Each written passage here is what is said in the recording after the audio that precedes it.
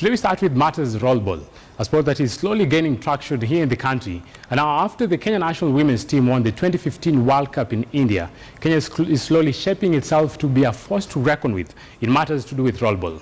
Despite the glory of the World Queens of rollball that brought here in the country, the team is yet to be recognized by the sports ministry. And now as Robinson Okenya reports, the development of the sport here in the country will be very, very viable for Kenya's future.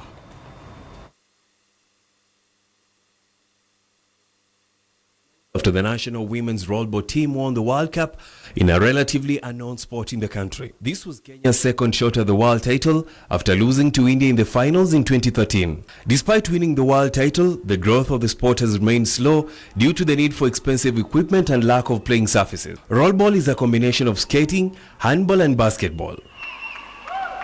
Yeah, so we need to do a bit more marketing of the game, but our biggest handicap are fields. We don't have the fields in which to play in.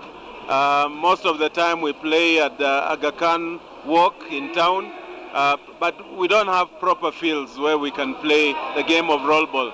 Kenya produced the most valuable player and top scorer in Monica Mutunga and the best goalkeeper at the World Cup. Unfortunately, the achievements are yet to catch the sports ministry attention. The ministry is yet to recognize the team 5 months after winning the world title. So good, imagine our team came back as world champions, not just champions but world champions. Hatukuwa flagged off, we were not received at the airport. Hatujeta pelekea cup nini prezo hiyo cup as in ile kupata ile recognition.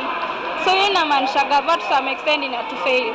We are being ignored by the ministry and staff, but we are trying to make it to spread it around so that it may get famous and we may get more support, more sponsors, and to make the game grow bigger. Kenya won the World Cup with only 6 players and without a single substitute. Despite the struggle, the players feel Kenya has a bright future and is capable of dominating the sport for years. I think more people are join na ita grow kabisa, and that way tuta join mpaka Olympics na games guys. First World Cup, we had players they had trained for only 2 weeks and they became number 2.